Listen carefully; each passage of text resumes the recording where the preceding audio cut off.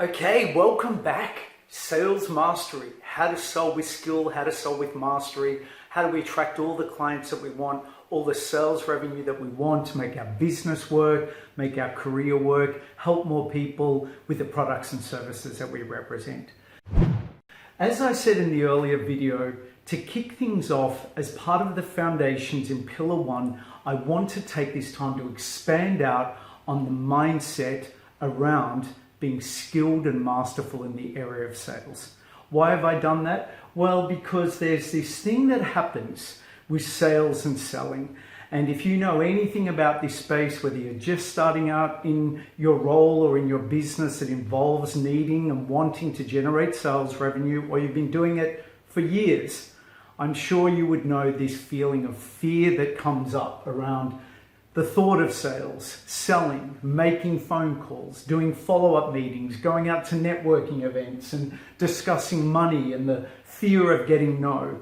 All these things that go with this whole concept of sales and selling, which is why I believe from my own experience and the people that I've worked with, that a lot of people really struggle and have a lot of fear and perception around sales being scary. And it can be scary. It can bring up a lot of fear emotions. And I don't know if you've ever heard the acronym, false evidence appearing real. Well, personally, I don't care about all the acronyms in the world. I know personally what it's like to have great fear thinking about calling someone to sell them, to make a sale, even just to follow up people that may have liked our post or registered for one of our webinars and attended. Giving even them a call or connecting can bring up fear. It happens at all levels. So what I want to do in this video is to demystify the fear around selling and give you some tools and understanding so that we can better manage our mindset, so we can go and take the action to be able to sell our products and services with more confidence, more courage, and as I say, more skill, because all the motivation in the world, I believe, doesn't make for a great salesperson or person needing to sell products and services. We need the skill and the ability to be able to merge with the marketing to get the result. So let's have a look. Beliefs and thoughts. Whether you know this or not, what I find is most fear starts with a thought, which could be, don't call them, they'll say no. That could be one thought, right? I won't call them because they'll say no. What's the point? I hate feeling rejected, and it stops us doing it. You want to go and clean the garage. You get my meaning, right? So what can we do firstly to understand that the thought is giving us, the brain gives us a thought automatically. We don't drive these thoughts and consciously do it. The brain does it to protect us from a perceived danger that doesn't exist, okay? Standing on the edge of a cliff on a windy day is something to be afraid of because you could blow off and die. Making a phone call or following someone up or doing a video, I get fear around doing these videos and doing it right and what's the point and saying the right thing. So what can I do to overcome my fear that may feel real, but I'm not going to die or get hurt? It is, I'm going to do this as best as I can and give value, and let's just see what happens. That's how I get over my beliefs to deal with fear, to get the thing done, as one example. So what can we do in this one thought here?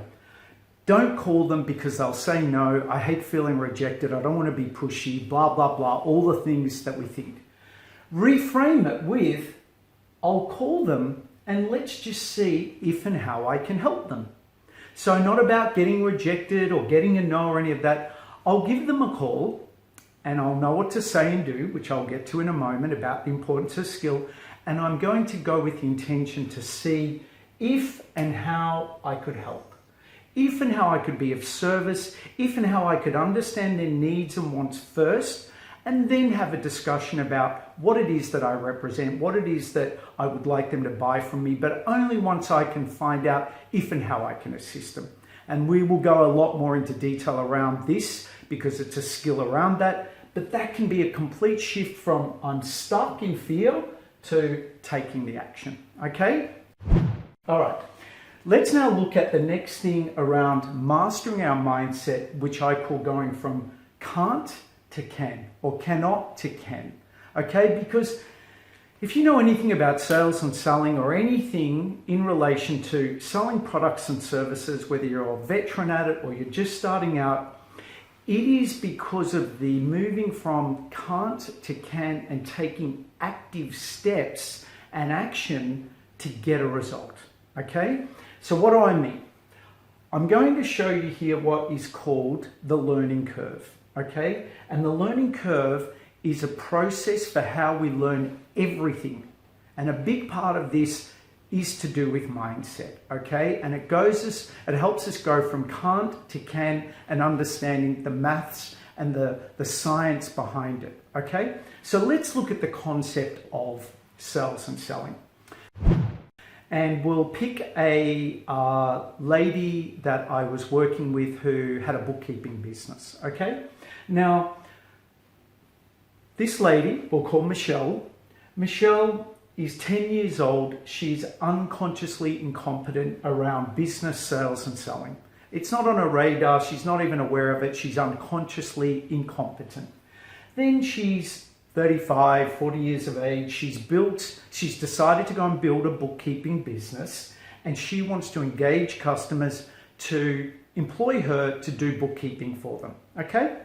Now, all of a sudden, she realizes she is consciously incompetent in some areas, not all areas. She's masterful. She's masterful at bookkeeping. Why? Because she made a decision to be a bookkeeper. She got training. She learned the skill. She practiced, and she worked her plan to learn how to be a bookkeeper. She reviewed and refined her skills and abilities to be a good bookkeeper. And she was rewarded with learning how to do bookkeeping and started doing it until she was unconsciously competent. She was masterful. Now she has this element of her business called having to go and get paying clients and customers to engage her work as a bookkeeper. So Michelle is all of a sudden brought present to the fact that she has all these beliefs and fears around sales and selling and getting no's and getting paid, and is stuck in that whole fear. She's kind of been doing okay because she's been doing a little bit, but she wants to go to the next level, and she's realized she wants to work on her beliefs and her ability to make her business go from here to here.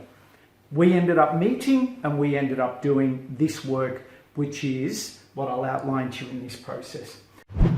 So as part of mastering her mindset, what did she do around sales and selling? She decided that she wanted to be better at knowing how to sell her bookkeeping services. She decided to train in the process, and so she worked with me and we trained her on all the things that you're now learning about foundations, mindset, activity, marketing, calling, meeting, and converting prospects into paying clients, which I'm going to teach you in this program that Michelle learned.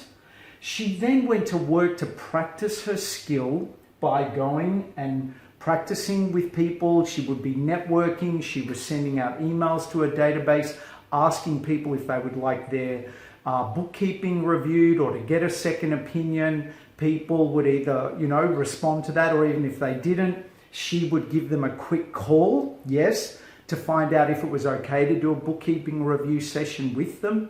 And she kept practicing and refining her plan, all the while working on her mindset, which is let's do it, let's try, let's see if and how it works. I know what to say and do. And she kept going until she was rewarded with seeing people starting to engage her bookkeeping services. Her client base was growing, her sales revenue was growing, to now Michelle is masterful at knowing how to grow her bookkeeping business because she attended to her mindset. She realized that motivation wasn't enough. She needed skills with mindset and a working plan that she applied and practiced to allow her to get the result.